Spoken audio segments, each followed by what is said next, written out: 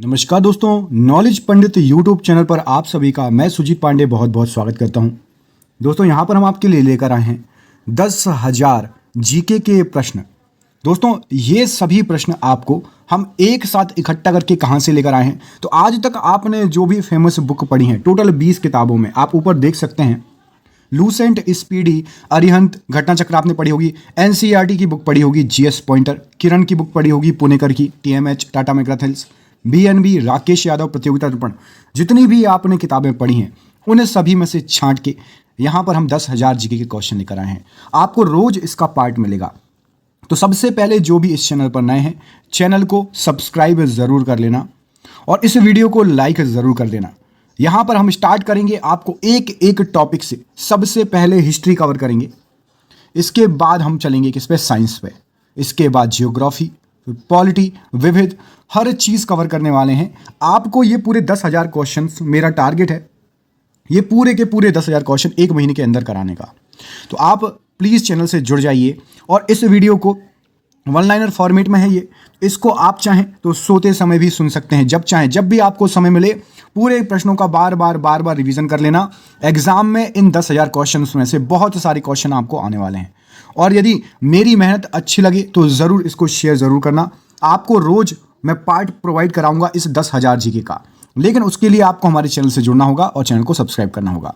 तो चलिए स्टार्ट करते हैं इस वीडियो को। आप चाहें तो कुछ काम कर रहे हैं तो कान में हेडफोन लगा लीजिए, वन लाइनर है, मैं बोलता चलूँगा, सुन लेना।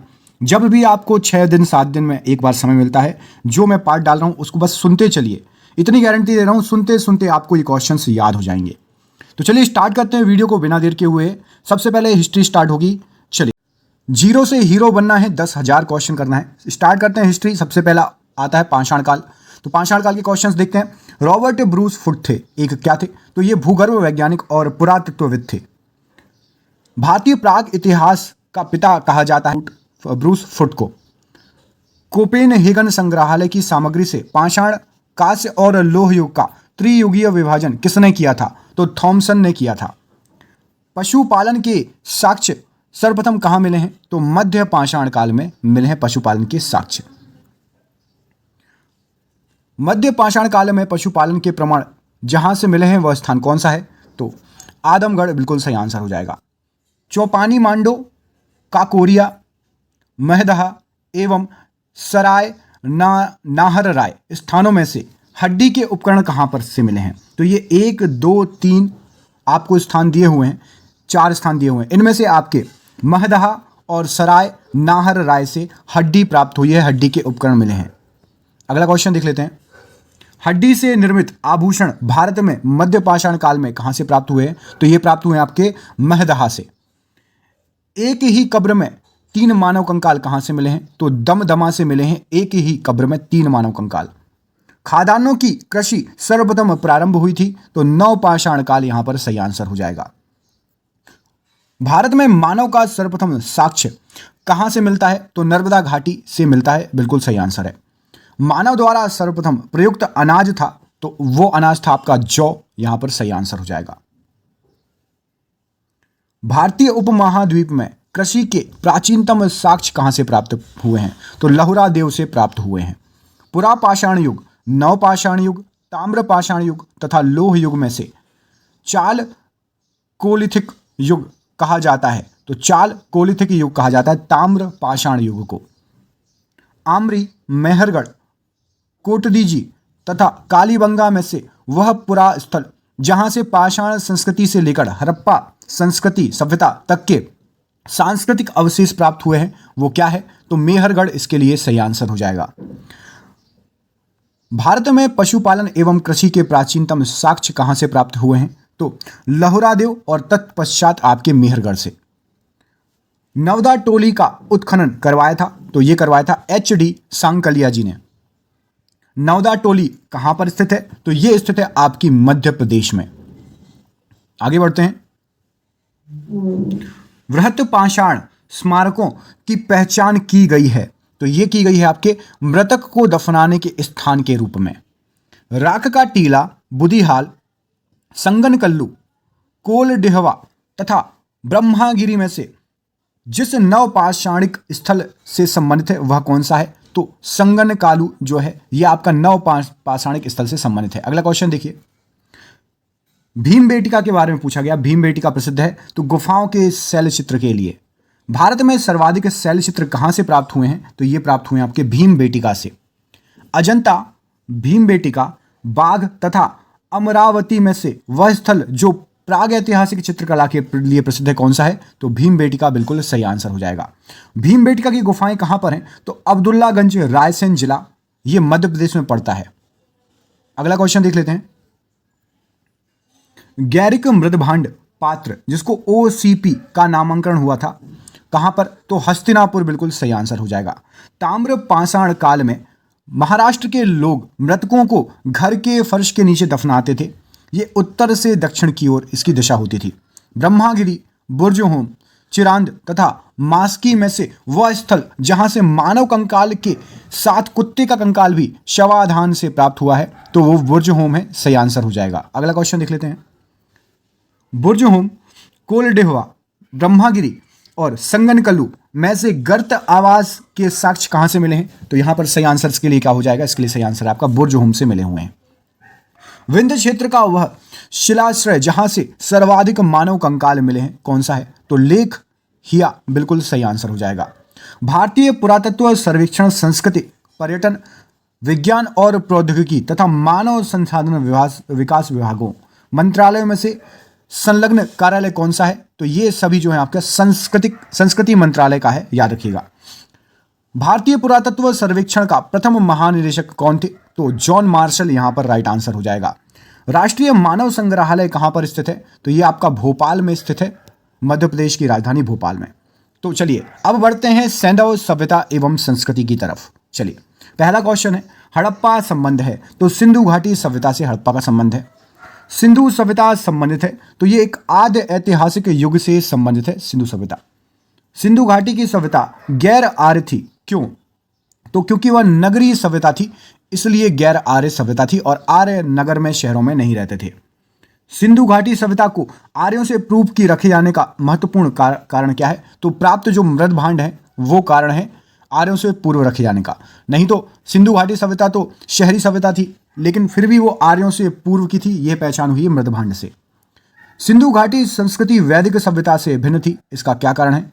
क्योंकि इसके पास विकसित शहरी जीवन की सुविधाएं थी, इसके पास चित्रलेखीय लिपि थी और इसके पास लोहे और रक्षा शस्त्रों के ज्ञान का अभाव था।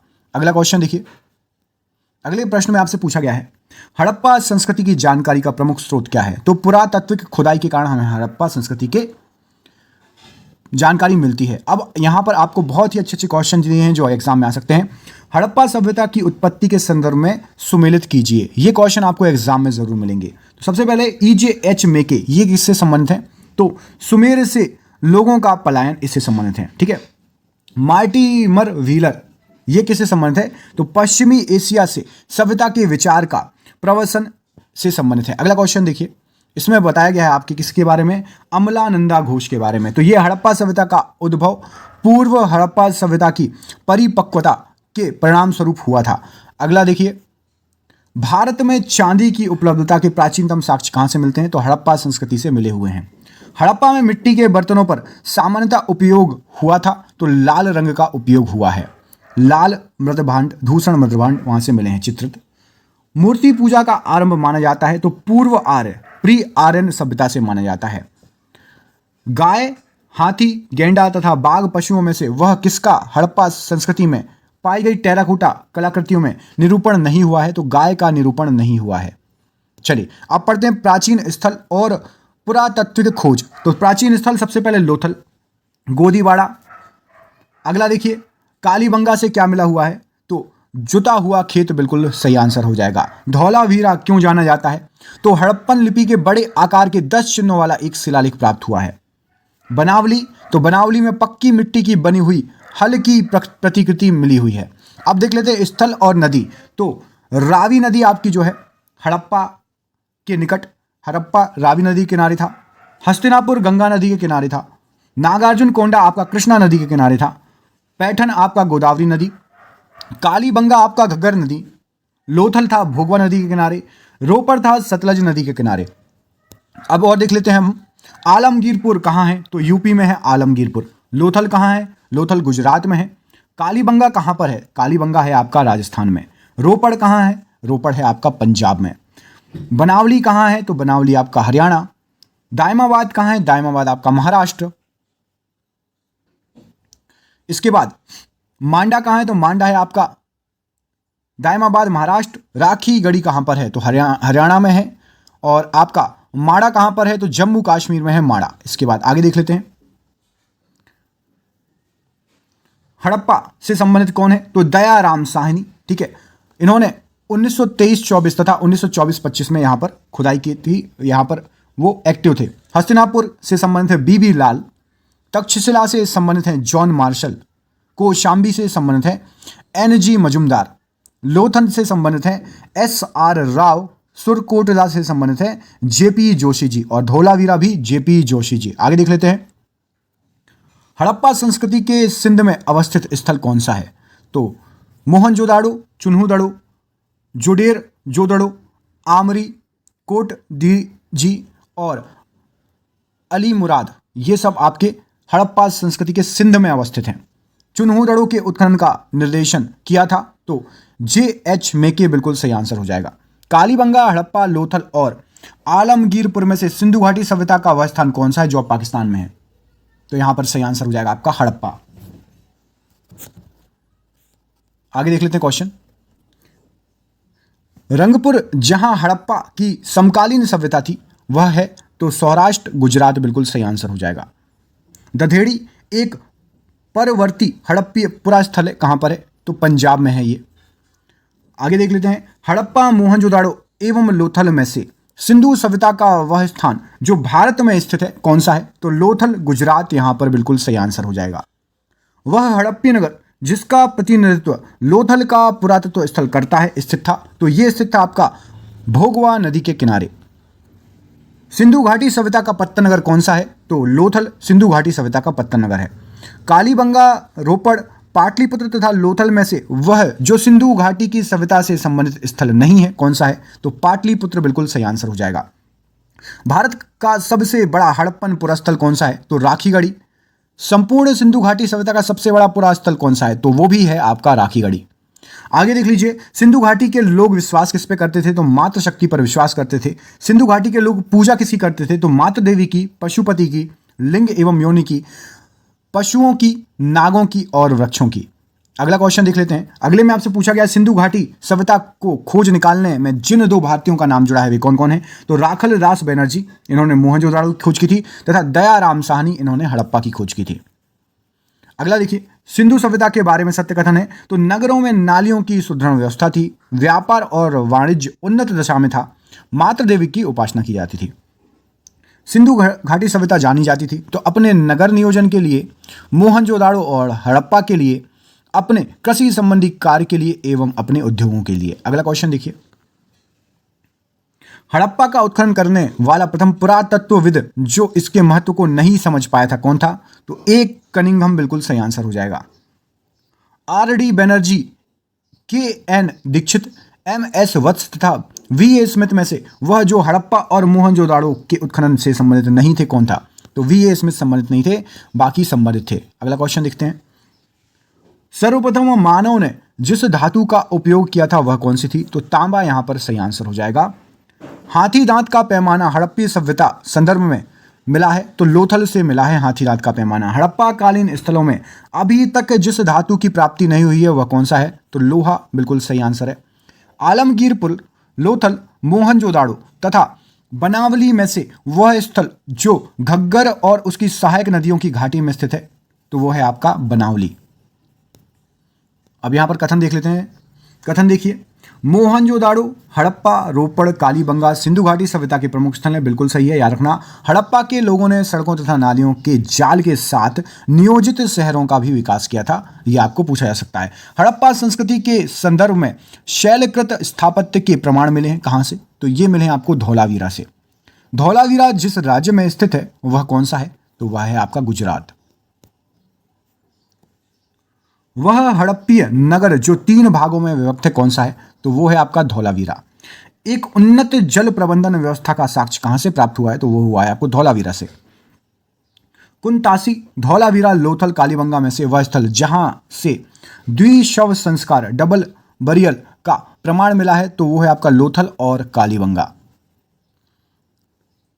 हड़प्पन स्थल सनौली के अभी हाल में उत्खनन से प्राप्त क्या हुआ है? तो मानव शवाधान प्राप्त हुआ है। वस्त्रों के लिए कपास की खेती का आरंभ सबसे पहले कहां किया गया? तो यहां पर भारत बिल्कुल सही आंसर है। सिंधु घाटी सभ्यता के संदर्भ में सही कथन है, तो यह प्रमुखतः लौकिक सभ्यता थी तथा उसमें धार्मिक तत्व यद्यपि उपस्थित था, वर्च सर्वशाली नहीं था। उस काल में भारत में कपास के वस्त्र बनाए जाते थे। ये सभी कथन सिंधु घाटी सभ्यता से संबंधित है, पूछा जा सकता है आपसे एग्जाम में। अगला क्वेश्चन देखिए, सिंधु सभ्यता के संदर्भ में सही कथन क्या है? तो वे देवियों और देवताओं दोनों की पूजा करते थे। सिंधु घाटी सभ्यता से संबंध विख्यात वृषभ मुद्रा प्राप्त हुई थी, तो ये प्राप्त हुई थी आपकी मोहनजोदाड़ो से। वह पशु जिसका अंकन हड़प्पा संस्कृति की मोहरों पर नहीं मिलता, तो घोड़ा, गाय और ऊंट, ये तीनों हड़प्पा संस्कृति के मोहरों पे इनका अंकन या ये नहीं मिलते हैं। जिस पशु के अवशेष सिंधु घाटी सभ्यता से प्राप्त नहीं हुए वह कौन सा है? तो शेर के अवशेष प्राप्त नहीं हुए हैं। मृण पट्टिका पर उत्कीर्ण सिंह युक्त देवता की कृति प्राप्त हुई है, तो ये हुई है आपकी कालीबंगा से प्राप्त। वह सभ्यता जो नील नदी के तट पर पनपी, तो वो थी आपकी मिस्र की सभ्यता। माया, एज़टेक, मुइस्का, इंका सभ्यताओं का उत्तर से दक्षिण का सही क्रम क्या है? तो उत्तर से दक्षिण का सही क्रम है आपका पहले एज़टेक, इसके बाद माया, फिर मुइस्का और फिर इंका। अगला प्रश्न देखिए, इसमें पूछा गया आपसे लेखन कला की उचित प्रणाली विकसित करने वाली सर्वप्रथम प्राचीन सभ्यता कौन सी थी? तो सुमेरिया जो सभ्यता थी इसने लेखन की उचित प्रणाली विकसित की थी। अब आ जाते हैं हम वैदिक काल पर। वैदिक काल में देख लेते हैं। वैदिक काल में सबसे पहले आर्य शब्द इंगित करता है किस चीज को? तो ये श्रेष्ठ वंश को इंगित करता है। क्लासिकीय संस्कृत में आर्य शब्द का अर्थ क्या है? तो एक उत्तम व्यक्ति जो है आर्य शब्द का अर्थ है। सबसे पुराना वेद कौन सा है? तो ऋग्वेद सबसे पुराना वेद है। त्रयी नाम है, तो त्रयी नाम होता है 3 वेदों का, ऋग्वेद, यजुर्वेद और सामवेद का। वह वैदिक ग्रंथ जिसमें वर्ण शब्द का सर्वप्रथम नामोल्लेख मिलता है, तो ऋग्वेद में वर्ण शब्द सबसे पहले मिलता है। वर्ण व्यवस्था से संबंधित पुरुष सूक्त मूलतः पाया जाता है, तो ऋग्वेद में यह पाया जाता है। अब सुमेलित कर लेते हैं सही सही, तो आपको याद हो जाएगा। अथर्ववेद किससे संबंधित है? तो औषधियों से संबंधित है। ऋग्वेद किससे संबंधित है? तो ईश्वर महिमा से। यजुर्वेद किससे संबंधित है? बलिदान की विधि। सामवेद ये संगीत से संबंधित है। आपके चारों वेद आपको याद होना चाहिए। सुमेलित करिए, तो ऋग्वेद जो है आपका स्तोत्र और प्रार्थनाएं दी हुई हैं इसमें। यजुर्वेद में स्तोत्र और कर्मकांड दिया हुआ है। सामवेद में संगीतमय स्तोत्र दिए हुए हैं और अथर्ववेद में तंत्र मंत्र एवं वशीकरण दिया हुआ है। ऋग्वेद, यजुर्वेद, अथर्ववेद तथा सामवेद चारों वेदों में से जिसमें जादुई माया और वशीकरण का वर्णन है, तो वो है आपका अथर्ववेद। ऋग्वेद में ऋचाएं कितनी है? तो यहां पर सही आंसर हो जाएगा 10, 555। ऋग्वेद में मंडल कितने हैं? तो 10 मंडल हैं ऋग्वेद में। सुमेलित करना है, तो यहां पर आपके वेद और ब्राह्मण, तो ऋग्वेद जो है ऐतरेय, सामवेद जो है पंचविश, अथर्ववेद जो है आपका गोपथ और यजुर्वेद आपका शतपथ। याद रखिएगा, ऋग्वेद का वह मंडल जो पूर्णतः सोम को समर्पित है, तो 9वां मंडल पूर्णतः सोम को समर्पित है। यज्ञ संबंधी विधि विधानों का पता चलता है, तो यह चलता है आपका यजुर्वेद से। यजुर्वेद, सामवेद, अथर्ववेद में से वह वेद जिसका संकलन ऋग्वेद पर आधारित है, तो वो है आपका सामवेद। तक्षशिला, अतरंजी खेड़ा, कौशाम्बी एवं हस्तिनापुर में से वह स्थल जिसकी खुदाई से लोह धातु के प्रचलन की प्राचीनतम प्रमाण मिले हैं, तो अतरंजी खेड़ा यहां पर सही आंसर हो जाएगा। उपनिषदों का मुख्य विषय क्या है? तो दर्शन यहां पर सही आंसर हो जाएगा। ऋग्वेद, परवर्ती संहिताएं, ब्राह्मण तथा उपनिषद में से वह वैदिक साहित्य जिसमें मोक्ष की चर्चा की गई है, तो वो है आपकी उपनिषद में। मोक्ष शब्द का सबसे पहले उल्लेख कहां हुआ है? तो श्वेताश्वर उपनिषद में हुआ है। आध्यात्म ज्ञान के विषय में नचिकेता और यम का संवाद किस उपनिषद में प्राप्त होता है? तो वो है आपका कठोपनिषद में। उपनिषद काल में राजा अश्वपति शासक थे, तो ये केकय्य के शासक थे। ये क्वेश्चन आपसे एग्जाम में पूछा जा चुका है। वैदिक साहित्य का सही क्रम क्या है? तो वैदिक संहिताएं, ब्राह्मण, आरण्यक और उपनिषद। आरंभिक वैदिक साहित्य में सर्वाधिक वर्णित नदी कौन सी है? तो सिंधु नदी के बारे में सबसे ज्यादा चर्चा है। वैदिक नदी आस्किनी की पहचान की जाती है, तो आस्किनी है चेनाब नदी को बोला जाता है। ऋग्वेद में जिन नदियों का उल्लेख अफगानिस्तान के साथ आर्यों के संबंध का सूचक है वह कौन सी है? तो कुभा और क्रमो। वैदिक नदियां और उनके आधुनिक नाम हम पढ़ लेते हैं। तो कुभा नदी है आपकी काबुल, आधुनिक नाम काबुल है। परुषणी आधुनिक नाम है रावी। सदानीरा आधुनिक नाम है गंडक। और सतुद्री आधुनिक नाम है सतलज। ऋत भारत की प्राचीन वैदिक सभ्यता के एक केंद्रीय विचार को चित्रित करते हैं। इस संदर्भ में सत्य कथन क्या है? तो ऋत जो है आपका मूलभूत नैतिक विधान था जो सृष्टि और उसमें अंतर्निहित सारे तत्वों के क्रियाकलापों को संचालित करता था। वैदिक देवताओं में उनका पुरोहित माना जाता था, तो बृहस्पति को पुरोहित माना जाता था। लोपामुद्रा, गार्गी, लीलावती तथा सावित्री में से वह ब्रह्मावादिनी जिसने कुछ वेद मंत्रों की रचना की थी, तो लोपामुद्रा यहां पर सही आंसर है। ऋग्वैदिक काल में निष्क शब्द का प्रयोग एक स्वर्ण आभूषण के लिए होता था, किंतु परवर्ती काल में उसका प्रयोग हुआ तो सिक्के के लिए हुआ निष्क शब्द का प्रयोग। ऋग्वैदिक काल में निष्क आभूषण था, तो ये एक गले का आभूषण था। 14वीं सदी ईस्वी पूर्व का बोगज कोई अभिलेख महत्वपूर्ण है, क्योंकि तो यहां से प्राप्त अभिलेखों में वैदिक देवताओं एवं देवियों के नामोल्लेख प्राप्त होते हैं। अभिलेखों में वह जो ईरान से भारत में आर्यों के आने की सूचना देता है कौन सा है? तो बोगज कोई अभिलेख। शंकराचार्य, एनी बेसेंट, विवेकानंद तथा बाल गंगाधर तिलक में से वह जिसने आर्यों के आदि देश के बारे में लिखा है, तो बाल गंगाधर तिलक यहां पर सही आंसर है। शतपथ ब्राह्मण में उल्लेखित राजा विधेग माधव से संबंधित ऋषि कौन थे? तो ऋषि गौतम राहुगढ़ थे।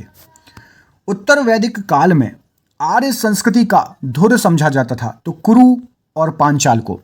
गोत्र शब्द का प्रयोग सर्वप्रथम कहां पर हुआ था? तो ऋग्वेद में हुआ था गोत्र शब्द का सर्वप्रथम प्रयोग। गोत्र प्रथा की स्थापना हुई थी, तो उत्तर वैदिक काल में यहां पर सही आंसर हो जाएगा। पूर्व वैदिक आर्यों का धर्म प्रमुखता क्या था? तो प्रकृति पूजा और यज्ञ यहां पर सही आंसर हो जाएगा। ऋग्वेद काल में जनता मुख्यतः विश्वास करती थी, तो बलि और कर्म कांडों पर विश्वास करती थी। ऋग्वेद में उल्लेखित प्रसिद्ध 10 राजाओं का युद्ध कहां लड़ा गया? तो पारुष्णी नदी के किनारे लड़ा गया। सिंधु, सरस्वती, वितस्ता तथा यमुना में से वह नदी कौन है जिसे ऋग्वेद में मातेतमा, देवीतमा और नदीतमा के रूप में संबोधित किया गया है? तो यह नदी है आपकी सरस्वती नदी को। ऋग्वेदिक आर्यों के पंचजन थे, तो यदु, ध्रुव, पुरु, अनु और तुर्वसु। प्राचीन काल में आर्यों की जीविकोपार्जन का मुख्य साधन क्या था? तो शिकार यहां पर सही आंसर हो जाएगा। ऋग्वेद में उल्लेखित यव शब्द किस कृषि उत्पाद हेतु प्रयुक्त किया गया है? तो जौ के लिए प्रयुक्त किया गया है। वैदिक युग में प्रचलित लोकप्रिय शासन प्रणाली थी, तो वंश, परंपरागत राजतंत्र। सभा और समिति को प्रजापति की 2 पुत्रियां कहा गया है, तो अथर्ववेद में कहा गया है। आयुर्वेद अर्थात जीवन का विज्ञान का उल्लेख सर्वप्रथम कहां पर मिलता है? तो अथर्ववेद में मिलता है। ऋग्वैदिक धर्म था, तो ये एकवादी और बहुदेववादी था। सर्वाधिक ऋग्वैदिक सूक्त समर्पित हैं, तो सभी मोस्टली आपके इंद्र को समर्पित हैं। ऋग्वेद में इंद्र के बाद सर्वाधिक संख्या में मंत्र संबंधित किससे हैं? तो अग्नि से संबंधित हैं। ऋग्वेद में युद्ध देवता किसको समझा जाता है? तो इंद्रदेव को समझा जाता है। पूर्व वैदिक आर्यों का सर्वाधिक लोकप्रिय देवता कौन था? तो इंद्रदेव सर्वाधिक लोकप्रिय थे। 800 से 600 ईसा पूर्व का काल जुड़ा है, तो यह ब्राह्मण युग से जुड़ा हुआ है। गायत्री मंत्र के नाम से प्रसिद्ध मंत्र सर्वप्रथम कहां मिलता है? तो यह ऋग्वेद में मिलता है। गायत्री मंत्र की रचना किसने की थी? तो विश्वामित्र जी ने की थी। सर्ग, प्रतिसर्ग, वंश, मनवंतर और वंशानुचरित संकेतक हैं, तो ये पुराणों के संकेतक हैं। पुराणों की संख्या कितनी है? तो 18 पुराणों की संख्या है। श्रीमद् भागवत गीता मौलिक रूप में लिखी गई है, तो यह लिखी गई है संस्कृत में। महाभारत मूलतः जानी जाती थी, तो यह जय संहिता के रूप में जानी जाती थी।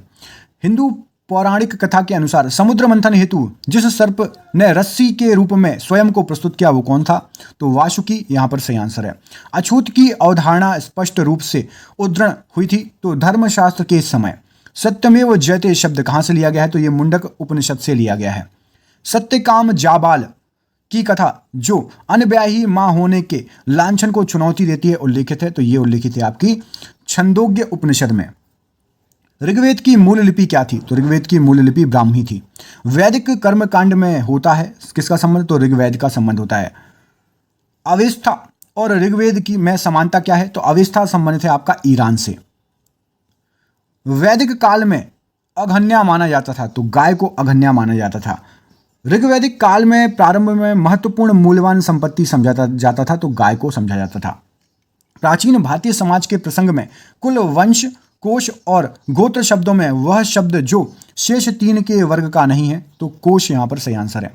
संस्कारों की संख्या कितनी है? तो टोटल 16 संस्कार हैं।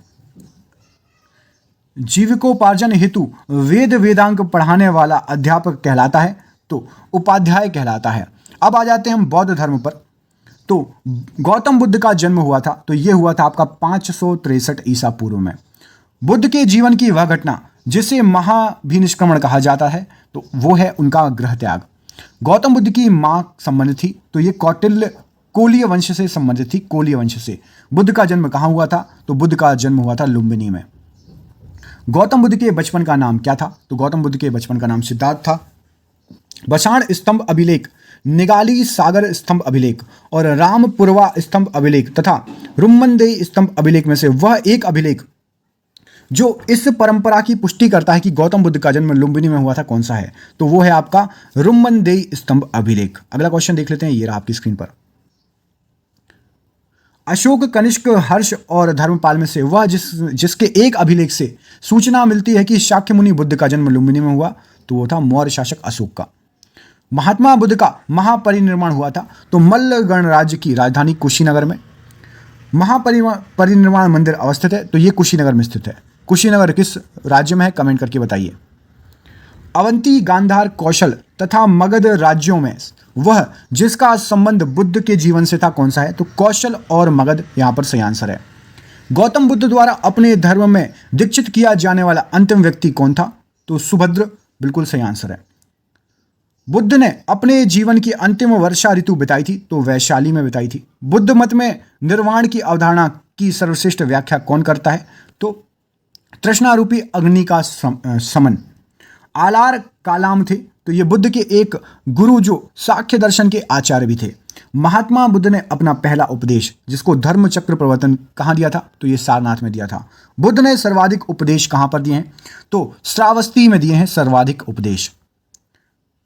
बुद्ध कौशाम्बी आए थे, तो उदयन के राज्य काल में कौशाम्बी आए थे। बुद्ध की मृत्यु के पश्चात प्रथम बौद्ध संगति की अध्यक्षता की गई, तो महाकश्यप द्वारा की गई। प्रथम बौद्ध संगति का आयोजन कहां पर हुआ था? तो राजगृह की सप्तपर्णी गुफा में हुआ था प्रथम बौद्ध संगति का आयोजन। कश्मीर में कनिष्क के शासनकाल में जो चतुर्थ बौद्ध संगति आयोजित की हुई थी, उसकी अध्यक्षता किसने की थी? तो वसुमित्र ने उसकी अध्यक्षता की थी। बौद्ध धर्म महायान शाखा औपचारिक रूप से प्रकट हुई, तो कनिष्क के शासनकाल में। प्रथम, द्वितीय और तृतीय और चतुर्थ बौद्ध संगतियों के आयोजन स्थलों का सही क्रम क्या है? तो पहली हुई थी राजगृह, दूसरी वैशाली में, तीसरी पाटलिपुत्र में, चौथी कुंडलवन में। अगला क्वेश्चन देख लीजिए। प्रथम बौद्ध समिति का आयोजन हुआ था, तो अजात शत्रु के शासनकाल में। द्वितीय बौद्ध सभा का आयोजन किया गया था, तो यह किया गया था कालाशोक के शासनकाल में। बुद्ध के जीवन के 4 महत्वपूर्ण घटनाएं और उनसे संबंधित स्थल देख लेते हैं। चलिए, तो यहां पर देख लेते हैं सबसे पहले जन्म। तो जन्म हुआ था लुम्बिनी में, ज्ञान प्राप्ति हुई थी बोधगया में, प्रथम प्रवचन दिया था सारनाथ में और महापरिनिर्वाण या निधन कुशीनगर में। भारतीय कला में बौद्ध के जीवन की वह घटना जिसका चित्रण मृग सहित चक्र द्वारा हुआ, तो ये था प्रथम उपदेश। अर्थ और चिन्ह देख लेते हैं। जन्म का अर्थ कमल से है, चिन्ह कमल है। प्रथम प्रवचन में धर्मचक्र है। महाबोधि तो बोधि वृक्ष है, पीपल का वृक्ष है। और ग्रह और त्याग का है आपका चिन्ह घोड़ा। करमापा लामा तिब्बत के बुद्ध संप्रदाय के जिस वर्ग का है वह कौन सा है? तो कंग्युपा यहां पर सही आंसर है। महात्मा बुद्ध के संबंध में सही कथन देखिए। तो उनका जन्म कपिलवस्तु लुम्बिनी में हुआ था, सही है। उन्होंने बोध गया में ज्ञान प्राप्त किया था, सही है। उन्होंने वैदिक धर्म को अस्वीकार किया था, सही है। उन्होंने आर्य सत्य का प्रचार किया था, सही है। बोधगया में महाबोधि मंदिर बनाया गया। तो जहाँ गौतम बुद्ध को ज्ञान प्राप्त हुआ वहाँ बनाया गया। बोध गया में बोधि वृक्ष को नष्ट कर दिया गया था तो शशांक के द्वारा। प्रमुख बौद्ध पवित्र स्थल जो निरंजना नदी पर स्थित था कौन सा था? तो बोध गया यहाँ पर सही आंसर है। बुद्ध के उपदेश संबंधित हैं तो आचरण की शुद्धता एवं पवित्रता से। बुद्ध के जीवन काल में संघ प्रमुख होना चाहता था तो देवदत्त। गौतम बुद्ध ने अपनी मृत्यु के उपरांत बौद्ध संघ के नेतृत्व के लिए नामित किया था तो किसी को भी नामित नहीं किया था। अष्टांग मार्ग की संकल्पना अंग है तो धर्म चक्र प्रवर्तन सुत का विषय वस्तु का। गौतम बुद्ध के बारे में सत्य कथन क्या है? तो वे कर्म में विश्वास रखते थे एवं निर्माण प्राप्ति में विश्वास रखते थे। बौद्ध संघ में भिक्षुणी के रूप में स्त्रियों के प्रवेश की अनुमति बुद्ध द्वारा दी गई थी तो वैशाली में दी गई थी। त्रिपिटक क्या है? तो बुद्ध के उपदेशों का एक संग्रह है। वह बौद्ध ग्रंथ जिसमें संघ जीवन के नियम प्राप्त होते हैं। विनय पिटक सही आंसर है। वह बौद्ध साहित्य जिसमें महात्मा बुद्ध के नैतिक एवं सिद्धांत संबंधी प्रवचन संकलित हैं तो वो था आपका सुत्त पिटक। वह बौद्ध साहित्य जिसमें बुद्ध के दार्शनिक सिद्धांत का उल्लेख है तो वो था आपका अभिधम्म पिटक। अशोका राम विहार स्थित है तो ये स्थित है पाटलिपुत्र में। विश्व का सबसे ऊंचा कहा जाने वाला विश्व शांति स्तूप स्थित है तो ये है आपका राजगीर बिहार में। बुद्ध की 80 फीट बड़ी प्रतिमा जो बोधगया में है निर्मित की गई थी तो जापानियों के द्वारा। सर्वप्रथम स्तूप शब्द कहाँ से मिलता है? तो ऋग्वेद में मिलता है। सारनाथ, सांची, बोधगया और कुशीनगर में से वह स्तूप स्थल जिसका भगवान बुद्ध से के जीवन से के किसी भी घटना से संबंधित नहीं है तो वो है आपका सांची। संसार अस्थिर और क्षणिक है का बौद्ध, जैन, गीता और वेदांत में से कि जिससे संबंधित है वह क्या है? तो बौद्ध।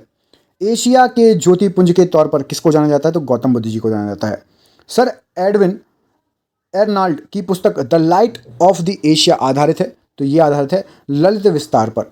गौतम बुद्ध को एक देवता का स्थान जिस राजा के युग में प्राप्त हुआ वह थे तो कनिष्क। भारत में पहले जिन मानव प्रतिमाओं को पूजा गया वह थी तो बौद्ध की। देश में जिस धर्म के लोगों ने मूर्ति पूजा की नींव रखी थी वह कौन थे? तो बौद्ध धर्म। गांधार शैली की मूर्ति कला में बुद्ध के सारनाथ में हुए प्रथम धर्मोपदेश से संबंध प्रवचन मुद्रा का नाम क्या है? तो धर्मचक्र। बुद्ध की खड़ी प्रतिमा बनाई गई है तो कुषाण काल में प्राप्त हुई है। भगवान बुद्ध की प्रतिमा कभी कभी एक हस्त मुद्रा युक्त दिखाई गई जिसे भूमि स्पर्श मुद्रा कहा जाता है। यह प्रतीक किस चीज का है? तो मार के प्रलोभनों के बावजूद अपनी शुचिता और शुद्धता का साक्षी होने के लिए बुद्ध का धरती का आह्वान। भूमि स्पर्श मुद्रा की सारनाथ बुद्ध मूर्ति संबंधित है तो गुप्त काल से। मल्ल गणराज्य की राजधानी क्या थी? तो पावा और कुशीनगर। महात्मा बुद्ध का महापरिनिर्वाण हुआ था तो कुशीनगर में। सुमेलित है, सारनाथ है, अशोक का सिंह स्तंभ शीर्ष और नालंदा क्या है? तो बौद्ध अधिगमन की महान पीठ। महायान बौद्ध धर्म में बोधिसत्व अवलोकितेश्वर को और जिस अन्य नाम से भी जाना जाता है वह क्या है? तो पद्मपाणि। हीनयान अवस्था का विशालतम एवं सर्वाधिक विकसित शैलीकृत चैत्र ग्रह स्थित है तो कार्ले में। प्रथम शताब्दी ईस्वी में जिस भारतीय बौद्ध भिक्षुक को चीन भेजा गया था वह है तो नागार्जुन। शून्यता के सिद्धांत का सर्वप्रथम प्रतिपादन करने वाले बौद्ध दार्शनिक का नाम क्या है? तो नागार्जुन सही आंसर है। नागार्जुन जिस बौद्ध संप्रदाय के थे वह कौन सा है? तो माध्यमिक। विक्रमशिला, वाराणसी, गिरनार और उज्जैन में से बौद्ध शिक्षा का केंद्र कौन सा है? तो विक्रमशिला सही आंसर है। वल्लभी विश्वविद्यालय स्थित था तो ये है आपका गुजरात में। नालंदा विश्वविद्यालय के स्थापन का युग कौन सा है? तो गुप्त काल सही आंसर है। नालंदा विश्वविद्यालय के संस्थापक कौन थे? तो कुमार गुप्त सही आंसर हो जाएगा। नालंदा विश्वविद्यालय विश्व प्रसिद्ध था तो बौद्ध धर्म दर्शन के लिए। नालंदा महाविहार के पतन का कारण था तो राजकीय प्रश्रय मिलना बंद होना और अंततः इस्लामी आक्रमण। नव नालंदा महाविहार विख्यात है तो पाली अनुसंधान संस्थान के लिए। बौद्ध धर्म और जैन धर्म दोनों में समान रूप से विद्यमान है तो देव प्रमाण्य के प्रति अनास्था, कर्म कांडों की फलवत्ता का निषेध और प्राणियों की हिंसा का निषेध मतलब अहिंसा। तो दोस्तों ये हो गया आपका पार्ट 1। अब इसके आगे के क्वेश्चंस आपको पार्ट 2 में मिलेंगे। आप में से किस किस ने पूरा वीडियो देखा मुझे कमेंट करके बताइएगा। और कुशीनगर कहाँ पे इसका आंसर आपको देना है। किस किस ने पूरा वीडियो देखा कमेंट करिएगा, लाइक किया या नहीं। और जिसने पूरा वीडियो देखा प्लीज़ शेयर जरूर करना। आगे भी आपको अभी क्वेश्चंस मिलने वाले हैं ऐसे ही। 10,000 क्वेश्चन का टारगेट है लेकिन आप लोगों का प्यार चाहिए, आप लोगों का साथ चाहिए। प्लीज़ वीडियो को ज़्यादा से ज़्यादा शेयर करें। और मिलता हूं मैं आपसे अगले वीडियो में। रोज आपको एक वीडियो मिलेगा, तो प्लीज़ चैनल से जरूर जुड़ जाइएगा। मिलते हैं अगले वीडियो में, तब तक के लिए आप अपना ख्याल रखिए। आप सभी का बहुत बहुत धन्यवाद दोस्तों। आपका दिन शुभ हो। बहुत बहुत धन्यवाद सभी का।